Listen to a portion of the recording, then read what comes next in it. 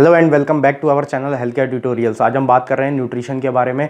Subject है nutrition और आज ये कोई टॉपिक का वीडियो नहीं है। आज हम बात कर रहे हैं मील प्लान या डाइट प्लान के बारे में, जो कि मैंने पिछले वीडियो में आपको बोला था, एनर्जी वाली वीडियो मैंने बोला था कि मैं एक स्पेसिफिक वीडियो आपको बना कर दूंगा, तो वो वीडियो मैं आज आपको बना रहा हूँ। इस वीडियो को आप एंड तक देखिए। इसमें मैं आपको यहाँ तक बताऊंगा कि अगर आपको कोई भी सिचुएशन में अपना डाइट प्लान करना है, कोई भी सिचुएशन में अपना मील प्लान करना है, चाहे कोई भी कंडीशन हो आपकी, आप इजीली अपने लिए या दूसरों के लिए, अपने फैमिली मेंबर्स के लिए बड़ी इजीली तरीके से डाइट प्लान कर पाएंगे और किसी से आपको हेल्प लेने की अब जरूरत नहीं पड़ेगी।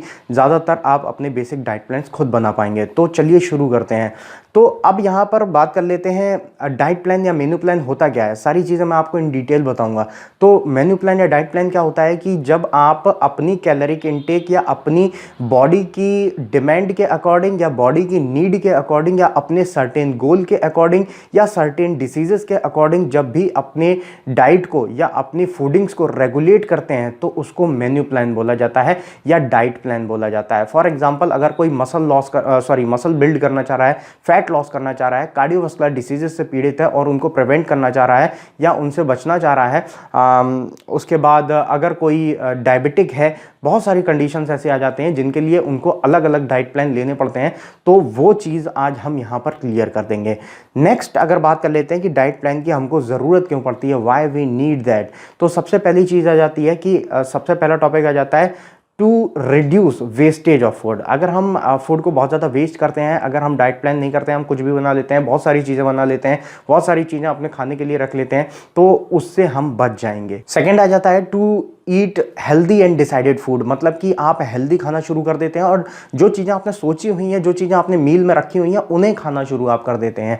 सेकंड आ जाता है टू अवॉइड ओवर ईटिंग। हम ओवर खा लेते हैं कभी कभार, लेकिन अगर हम मील प्लान करके खाते हैं, डाइट प्लान करके खाते हैं, तो हम ओवर कभी नहीं खाएंगे। हमको पता है कि इतनी कैलोरीज हमको लेनी है, 2 चपाती खानी है तो 2 ही खाएंगे हम, लेकिन अगर हम नहीं प्लान करते हैं तो 2 या 4 जो भी खाना है वो हम खाते चले जाते हैं। नेक्स्ट आ जाता है टू एनहेंस ईटिंग प्रैक्टिसेस, मतलब कि कुछ लोग ऐसे होते हैं जो खाते ही नहीं है, उनको एनहेंस करने के लिए कि वो उनकी ईटिंग प्रैक्टिसेस को बढ़ाने के लिए और वो अच्छा कैलोरी ले पाए, उसके लिए भी आप जो है डाइट प्लान या फिर मेन्यू प्लान करते हैं। तो ये तो हो गई नीड्स की बात कि इनकी ज़रूरत हमको क्यों पड़ती है। अभी जो नेक्स्ट टॉपिक आ जाता है हमारे लिए, वो आ जाता है यहाँ पर 5 things that you must should remember while making a meal plan. जब आप मील प्लान या डाइट प्लान बना रहे हैं तो कौन सी ऐसी 5 चीज़ें जो आपको हमेशा याद रखनी है।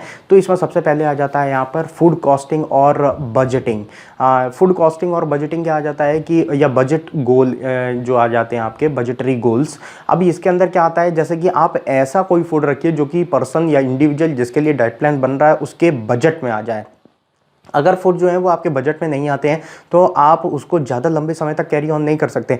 जैसे आपके डाइटिशियन ने आपको बोल दिया है कि आप जो है अवाकाडोज प्रेफर करिए, अवाकाडोज ज़्यादा लीजिए, तो अब आप अवाकाडोज आप अफोर्ड नहीं कर सकते हैं अगर, तो आप कहाँ से जो है उसको प्रेफर करेंगे खाना। थोड़े दिन तो आप कर सकते हैं लेकिन लंबे टाइम तक नहीं कर सकते हैं। तो ये हो जाता है फूड बजटिंग। दूसरा आ जाता है प्रोडक्टिविटी या प्रोडक्टिविटी ऑफ फूड।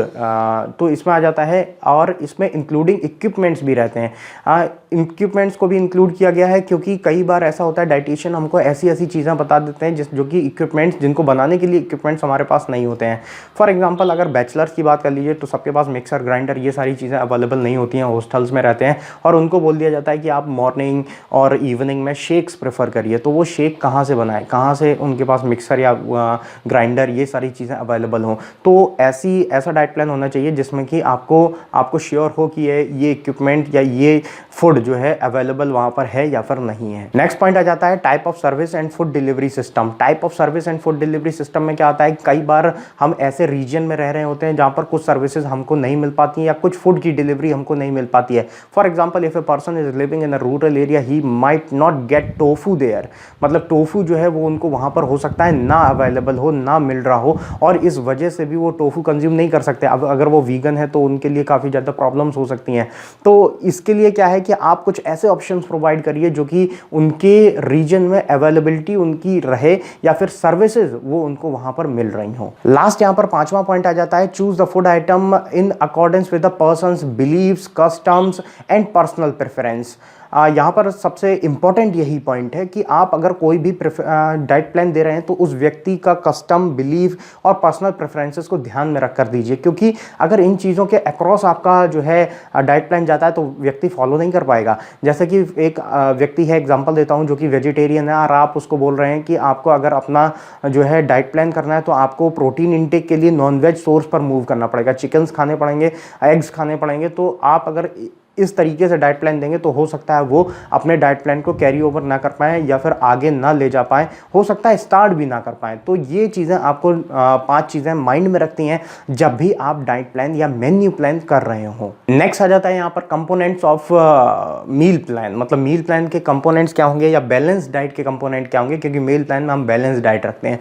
तो उसके कंपोनेंट्स क्या होंगे? सबसे पहले आ जाता है कार्बोहाइड्रेट, फिर आ जाता है प्रोटीन्स, फिर आ जाता है फैट्स, उसके बाद आ जाता है वाइटामिन, मिनरल्स, फिर आ जाता है फाइबर के बाद आ जाता है वाटर। ये कंपोनेंट जो है वो आपको हमेशा अपने मील प्लान में रखने हैं। इन चीज़ों को कभी भी आपको आउट नहीं करना है, इनको हमेशा उनके अंदर रखना है और बैलेंस फॉर्म में इनको रखना है, सबसे इंपॉर्टेंट चीज़। चलिए तो वीडियो के अब मेन मुद्दे पर यहाँ पर आ जाते हैं। मेन मुद्दा यहाँ पर वीडियो का आ जाता है कि स्टेप्स फॉर मील प्लानिंग, मतलब कौन कौन से स्टेप्स के थ्रू हम मील प्लानिंग करेंगे। इसको आप एक भी स्टेप को मिस मत करिएगा। एक भी स्टेप मिस करते हैं या स्किप करते हैं तो आप जो है मील प्लान सही से बनाना नहीं सीख पाएंगे। तो वीडियो को पूरा देखिए। तो सबसे पहला स्टेप यहाँ पर आ जाता है कलेक्ट द इंफॉर्मेशंस को कलेक्ट करना, जिस भी इंडिविजुअल का मील प्लान बना रहे हैं उसका। अब क्या इंफॉर्मेशन कलेक्ट करेंगे? सबसे पहले आ जाता है basic information, height, weight, age, sex, body activity, personal preferences, disease conditions, ये सारी इंफॉर्मेशंस आप यहाँ पर कलेक्ट करेंगे। अभी जो बॉडी एक्टिविटी जिसमें आ जाता है, जैसे कि कोई हैवी वर्क करता है या फिर मॉडरेट वर्क करता है। पर्सनल प्रेफरेंसेस में क्या आ जाता है? वेज डाइट है, नॉन वेज डाइट है, उनकी कौन से पास्ट डाइट वो फॉलो कर रहे थे, ये सारी चीज़ों को जानना ज़रूरी होता है। सबसे पहले आप इन्हीं चीज़ों को जानते हैं। उसके बाद सेकेंड चीज़, जब ये सारा डेटा आपके पास आ जाता है तो आप क्या करते हैं, उनकी जो कैलोरीज हैं उनको आप निकालते हैं। ये कैलोरीज निकालने के लिए आप इंटरनेट पे कैलोरी कैलकुलेटर जो है उसको देख सकते हैं और वहाँ पर कुछ डेटा जैसे कि height, weight, body activity, age, इनको भर करके आप जो है निकाल सकते हैं अपना कैलोरी इनटेक। अभी इसका जो लिंक है वो मैं डिस्क्रिप्शन बॉक्स में आपको प्रोवाइड कर दूंगा, जहाँ से आप अपने खुद के मेंटेनेंस कैलोरीज या फिर आपके इनटेक कैलोरीज को निकाल सकते हैं। तो जब आपको कैलोरी इनटेक निकल आए उसके बाद आपको क्या करना है, ये जानना है कि इस पर्सन का गोल क्या है। वेट को लूज करना, वेट को गेन करना, वेट को मेंटेन करना। अभी ये चीज़ सबसे पहले आप जानते हैं। अगर आपको वही वेट मेंटेन करना है तो मेंटेनेंस कैलोरीज को पिक करेंगे। अगर आपको वेट को लूज करना है तो आप जो है कैलोरी डेफिशिएट को चूज करेंगे। अगर आपको वेट को गेन करना है तो आप कैलोरी हाई कर देंगे। सिंपल, इतना ही आपको करना है। और अगर कोई डिसीज की कंडीशन है तो उसके बारे में हम आगे बात करेंगे अगले स्टेप के अंदर। उसके बाद नेक्स्ट चीज आपको क्या करना है, नेक्स्ट स्टेप आ जाता है स्प्लिट दीज कैलोरीज, जो भी कैलोरीज आपकी मिली, these calories into the components of the balance diet. मतलब जो बैलेंस डाइट के कंपोनेंट मैंने बताए थे आपको, कार्बोहाइड्रेट, प्रोटीन्स, फैट्स और जो भी मैंने कंपोनेंट्स आपको बताए थे, वाटर, वाइटामिन, मिनरल्स, फाइबर्स, इन सब में डिवाइड कर दीजिए। और उसके बाद आप क्या करेंगे कि इनका जो है मेजरली जो मैक्रोन्यूट्रिएंट्स हैं उनमें ही आप कैलोरीज को डिफाइन करेंगे, क्योंकि मैंने लास्ट वीडियो में आपको बताया था कि मैक्रोन्यूट्रिएंट ही आपको ज़्यादातर एनर्जी प्रोवाइड करते हैं या फिर कैलोरीज प्रोवाइड करते हैं। तो आपको क्या करना है, उन कैलोरीज को वहाँ पर डिवाइड कर देना है। अब उसके बाद नेक्स्ट आपका प्रेफरेंस आ जाता है, नेक्स्ट स्टेप आ जाता है जिसमें कि आप अपनी कैलोरीज को अलग अलग सेक्टर्स में, यानी कि जो आपको कंपोनेंट्स थे उनमें किस तरीके से डिवाइड करेंगे वो बताया जाता है। जैसे कि एक रेशियो मैं यहाँ पर आपको बता देता हूँ, आपको जो है स्क्रीन पर भी वो ग्राफ आपको देखने को मिल जाएगा, जिसमें मैं आपको बता रहा हूँ कार्बोहाइड्रेट जो है वो 50% लेने हैं, फैट्स आपको 30% लेने हैं और प्रोटीन आपको लगभग 20% लेना है। ये तो हो जाता है बेसिक सा रिक्वायरमेंट। लेकिन ये जो रिक्वायरमेंट है वो एक एग्जाम्पल के तौर पर है, ये चेंज भी हो सकता है according to the personal preference of the individual. अब जैसे कि कोई इंडिविजुअल ऐसा भी है जो यूरिक एसिड का पेशेंट है तो उस पर प्रोटीन इंटेक को थोड़ा सा कम किया जाएगा और जो आपके फैट्स हैं उनको भी थोड़ा सा डाउन किया जाएगा। कार्बोहाइड्रेट जो है आपके वो उतने ही लगभग रहेंगे।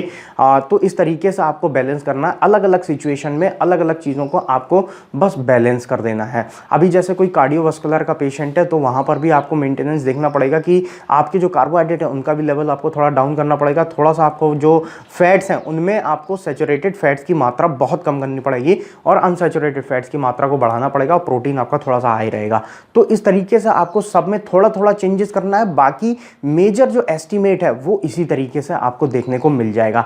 नेक्स्ट जो पॉइंट है वो सबसे इंपॉर्टेंट पॉइंट है, जिसमें मैं आपको बताऊंगा कुछ चीजें जो कि आपको ध्यान रखनी है आपका जो मील प्लान है उसको करते टाइम, और यही चीजें आपको जो है कंप्लीट कर देंगी मील प्लान के लिए। तो ये वाला जो पॉइंट आ जाता है इसमें सबसे पहले आपको बताया, now you have to decide the number of meals that you have to take per day, मतलब कितना मील आपको लेना है वो आपको यहां पर डिसाइड करना है पर डे, और जितनी मील्स आपको लेनी है उतने में आपको अपना कैलोरी जो है वो आपको डिवाइड कर देना। फॉर एग्जांपल आपको 3000 कैलोरीज लेनी थी, 3000 कैलोरीज लेनी थी, तो आपने 5 to 6 मील में इसको डिवाइड कर दिया। 5 से 6 मील में अगर इसको डिवाइड करेंगे तो कितना पड़ा, लगभग आप अगर देखेंगे तो 600 लगभग 600 कैलोरीज जो है वो आपको लेनी पड़ेंगी, या फिर 500 से 600 के बीच में आपको कैलोरीज जो है लेनी पड़ेंगे। अगर 500 कैलोरीज भी लेते हैं तो भी आपका काम चल जाएगा, 500 से 600 आपको रखना पड़ेगा, क्योंकि हर जगह आप सेम नहीं रख सकते, थोड़ा बहुत वेरिएशन हो जाता है जब आप फूड को इसमें पुट करेंगे तो इस तरीके से आपको जो है इसको डिवाइड कर लेना है। डिवाइड तो कर लेंगे, लेकिन अब किन चीज़ों का ध्यान रखना है वो भी देख लीजिए। तो सबसे पहले आपको क्या करना है कि आपके डाइट प्लान में एटलीस्ट 5 to 6 मील होनी चाहिए। हमेशा ये बोला जाता है कि छोटी छोटी मील्स को रखिए ताकि इंडिविजुअल इजीली उनको डाइजेस्ट एंड एब्जॉर्ब कर पाए। अगर बड़ी मील्स रखते हैं तो डाइजेशन एंड एब्जॉर्प्शन कॉम्प्लिकेटेड हो जाता है। सेकंड स्टेप, इसी स्टेप के अंदर सेकंड स्टेप क्या आ जाता है, जो आपका ब्रेकफास्ट है वो हैवी होना चाहिए। ब्रेकफास्ट हैवी रहता है क्योंकि वो आपने काफ़ी लंबे फास्टिंग के बाद, ये ब्रेकफास्ट इसीलिए बोला जाता है, जो रात भर का फास्ट चल रहा है उसको ब्रेक किया जाता है, तो वो हैवी मील होनी चाहिए और इससे आपका दिन भर को एनर्जी मिलती रहती है। थर्ड जो चीज़ आ जाती है इसके अंदर वो ये आ जाती है कि आपका जो लंच है उसमें फैट्स का अमाउंट थोड़ा ज़्यादा रखा जा सकता है, तो उसमें आप अपने फैट्स को मेजरली रख सकते हैं, जैसे कि योगर्ट हो गया, घी अगर आप कंज्यूम कर रहे हैं तो वो हो गया, तो ये सारी चीज़ें आप उसके अंदर पुट अप कर सकते हैं। नेक्स्ट इसमें आ जाता है लंच जो होता है, लंच के बाद डिनर जो आ जाता है, इसके अंदर सबसे कम कैलोरीज आप रखते हैं और सबसे लाइट मील यही रहती है। अब आप सोचेंगे तो 3 मील की बात हुई, 3 मील और रह गई हैं, ये कहाँ रहती हैं, ये आपकी स्नैक मील होती है। हर मेजर मील के बाद एक स्नैक मील होनी चाहिए, जब ब्रेकफास्ट के बाद एक स्नैक मील, लंच के बाद एक स्नैक मील और डिनर के बाद एक स्नैक मील, ये आपकी 6 मील्स यहाँ पर कंप्लीट हो जाती हैं। इसके बाद एक इंपॉर्टेंट चीज़ ये आ जाती है कि कोई भी मील आपकी जो है 500-700 कैलोरीज से ऊपर नहीं होनी चाहिए, इससे नीचे ही हो सकती है, लेकिन इससे ऊपर रखना बेफिजूली है क्योंकि उतना आप डाइजेस्ट नहीं कर सकते हैं। तो ये इंपॉर्टेंट चीज़ें हो गई। और एक चीज़ ये भी हो जाती है कि आप अगर मील को रख रहे हैं तो सबसे इंपॉर्टेंट चीज़ इसके अंदर ये आ जाती है, ऐसा मत करिए कि ब्रेकफास्ट में कार्बोहाइड्रेट ही कार्बोहाइड्रेट है, लंच में फैट है और प्रोटीन लास्ट वाली मील में रखनी है, तो ये चीज़ नहीं होनी चाहिए। तीनों या 6 मील जितने भी आप बना रहे हैं वो मील्स में आपका बैलेंस डाइट होनी चाहिए, हर मील एक बैलेंस डाइट होनी चाहिए जिसके अंदर protein, carbohydrate, fat, vitamin, minerals सारी चीज़ें आपको देखने को मिल जाए। तो इस तरीके से आपको अपनी मील्स को डिजाइन करना है। अब मील प्लान के लास्ट स्टेप की तरफ मूव करते हैं, जो कि आ जाता है वाटर इनटेक का। आपका वाटर इनटेक बहुत ज़्यादा ज़रूरी है डाइजेशन, एब्जॉर्प्शन एंड एक्सक्रीशन के लिए। आप कितना भी कैलोरी इनटेक कर लीजिए, कितना भी अपने डाइट पर फोकस कर लीजिए, लेकिन अगर आपका वाटर इनटेक खराब है तो आपकी डाइट बिल्कुल भी मायने नहीं रखती है, तो उसको पहले आप सही करिए। तो इसके लिए आपको बोला जाता है हर इंडिविजुअल को, चाहे उसका कोई भी हाइट वेट हो, उसको लगभग 2 to 3 लीटर्स तक वाटर इनटेक करना चाहिए। तो अगर मैं आपको इसका भी एक डाइट प्लान बना देता हूं कि किस तरीके से आपको कंज्यूम करना है, तो सबसे पहले आप जब उठते हैं तो empty stomach 1 to 2 glass of water लेना है आपको। फिर 1 to 2 ग्लास ऑफ वाटर के बाद आप जो है थोड़ी देर बाद अपना ब्रेकफास्ट करेंगे, उसके बाद आपको 1 ग्लास ऑफ वाटर लेना है। जब ब्रेकफास्ट आप कर चुके होंगे उसके बाद थोड़ा टाइम आपका जब पास आउट हो जाएगा उसके बाद आप लंच करेंगे, उसके बाद आप 1 ग्लास वाटर ले सकते हैं। लंच करने के आधे घंटे बाद 1 ग्लास वाटर आप ले सकते हैं। उसके बाद आप जब स्नैक मील लेंगे तो उसके बाद 1 ग्लास वाटर ले सकते हैं। डिनर के बाद 1 ग्लास वाटर ले सकते हैं और बेड टाइम पर 1 ग्लास वाटर ले सकते हैं। सारी चीज़ों को आप नोट डाउन कर सकते हैं। यहाँ पर लगभग आपका 7 to 8 ग्लास ऑफ वाटर यहाँ पर हो जाता है, और अगर आप 7 to 8 ग्लास ऑफ वाटर ले लेते हैं तो ये कुल मिला के लगभग 2.5 लीटर तक वाटर हो जाता है, जिसको कि आप डेली कंज्यूम कर सकते हैं और आपका जो डेली का अमाउंट है वो भी यहाँ पर कंप्लीट हो जाता है। तो water intake is most compulsory. तो इस चीज़ पर आप फोकस करेंगे, इस तरीके से अपना डाइट बनाएंगे तो आप अपनी डाइट को या अपने मील को या मील प्लान को कंप्लीटली बना सकते हैं। अगर आपको चाहिए कि मैं एक एग्जांपल के तौर पे पूरा एक मील प्लान बना के दूं, तो आप कमेंट बॉक्स में बताइए, मैं वहाँ पर पूरा एक मील प्लान का अलग वीडियो, सेपरेट वीडियो आपको बना के दे सकता हूँ। तो उसको आप बता सकते हैं। बाकी आपको इस वीडियो के रिगार्डिंग कोई भी डाउट होता है तो आप कमेंट बॉक्स में पूछ सकते हैं। बाकी हमारा व्हाट्सएप ग्रुप भी आप ज्वाइन कर सकते हैं, जिसका कि लिंक डिस्क्रिप्शन बॉक्स में दिया हुआ है। Thanks for watching the video.